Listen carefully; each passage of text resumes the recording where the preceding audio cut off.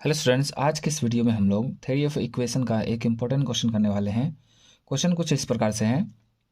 If alpha 1 alpha 2 alpha 3 dot dot alpha n be the roots of the equation beta 1 minus x into beta 2 minus x dot dot beta n minus x plus a equal to 0, then find the equation whose roots are beta 1 beta 2 dot dot beta n। Question में आपसे ये कहा जा रहा है कि ये जो इक्वेशन है इसका roots alpha 1 alpha 2 alpha 3 dot dot alpha n है। ठीक है, n रूट्स है इस इक्वेशन का। ठीक है, देन आपको फाइंड करना है एक ऐसा इक्वेशन जिसका रूट्स ये हो, बीटा 1 हो, बीटा 2 हो, डॉट डॉट बीटा n हो। ठीक है, आइए इसको फाइंड करने के लिए जो सबसे पहले हमें जो दिया गया है वो चीज़ लिख लेते हैं। ठीक है ना, ये चीज़ दिया हुआ है कि ये सारे जो रूट्स हैं अल्फ़ा 1 से लेकर के अल्फ़ा n तक वो किन के रूट हैं इस इक्वेशन के। तो आप उस इक्वेशन को इस तरह से लिख लेंगे। गिवन डेट में लिखिएगा alpha 1 alpha 2 alpha 3 dot dot alpha n be the roots of the equation beta 1 minus x beta 2 minus x dot dot beta n minus x plus a equal to 0। इसको equation first मान लीजिए। ठीक है, अब ये तो question की तरफ से हमें दिया गया है। और एक और बात हम जानते हैं कि अगर हमारे पास अगर रूट्स अल्फ़ा बीटा हो तो हम उसको इक्वेशन के फॉर्म में लिख सकते हैं। इसका equation alpha minus x into beta minus x equal to 0।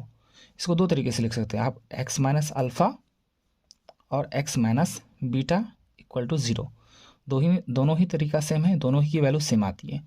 तो आप इस तरह से लिखें या इस तरह से लिखें कोई फ़र्क नहीं पड़ता है। ठीक है ना, लेकिन इस क्वेश्चन में हम लोग इसको इसी तरह से लिखना है। ठीक है, अब आते हैं चूँकि ये जो रूट्स हैं वो इस इक्वेशन के दिए हुए हैं क्वेश्चन की तरफ से। अब हम क्या करते हैं, ये जो रूट्स हैं ना उसका इक्वेशन खुद से लिखेंगे।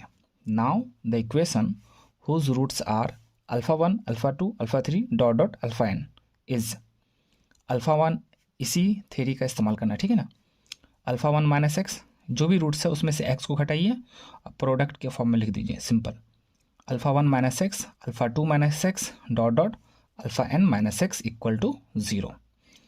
अब इसको इक्वेशन हम फर्स्ट माने, इसको इक्वेशन 2 मान लिए हैं। अब तो दोनों ही इक्वेशन 1 और 2 दोनों ही इक्वेशन के जो रूट्स हैं वो सेम है। इसके भी रूट्स अपने पास alpha 1 alpha 2 dot dot alpha n तक है और इसका भी रूट्स वही है अल्फ़ा 1 अल्फ़ा 2 अल्फ़ा n तक। ठीक है ना, इसलिए हम दोनों इक्वेशन को आपस में बराबर कर सकते हैं। ठीक है, इसलिए लिख दीजिए equating equation 1 and 2 we get. Clear है, अब दोनों को बराबर कर दीजिए, इस इक्वेशन को और इस इक्वेशन को आपस में बराबर हो जाएंगे। ठीक है, अब सेकेंड स्टेप में आप जो कीजिएगा, ये जो प्लस ए है उसको इधर शिफ्ट कर दीजिएगा माइनस ए। क्लियर है, अब क्या करते हैं, इस वाले स्टेप को पहले लिख लेते हैं और इस वाले को स्टेप को बाद में लिख लेते हैं। ठीक है, अब ज़रा गौर से देखिए कि ये एक इक्वेशन है। ठीक है ना, जिसको हमने इस फॉर्मेट में लिख दिया है beta 1 minus x into beta 2 minus x dot dot beta n minus x. अगर इस इक्वेशन इस फॉर्मेट में अगर x के स्थान पर बीटा 1 अगर पुट करते हैं तो बीटा 1 माइनस बीटा 1 0 मिलेगा और 0 इंटू दिस होल 0 मिल जाएगा, यानी कि इसका बीटा 1 रूट हो जाएगा, इस इक्वेशन का बीटा 1 रूट हो जाएगा। सिमिलरली अगर x के स्थान पे बीटा 2 दूसरे फैक्टर में अगर हम पुट कर दें तो भी हमें पूरा का पूरा RHS में 0 मिलेगा।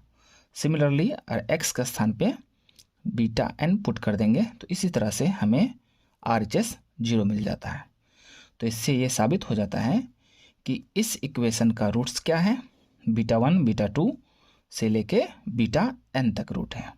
तो इसी बात को इस तरह से हम लिख देंगे, hence beta 1 beta 2 dot dot beta n are the roots of the equation alpha 1 minus x into alpha 2 minus x dot dot alpha n minus x minus a. Thank you very much.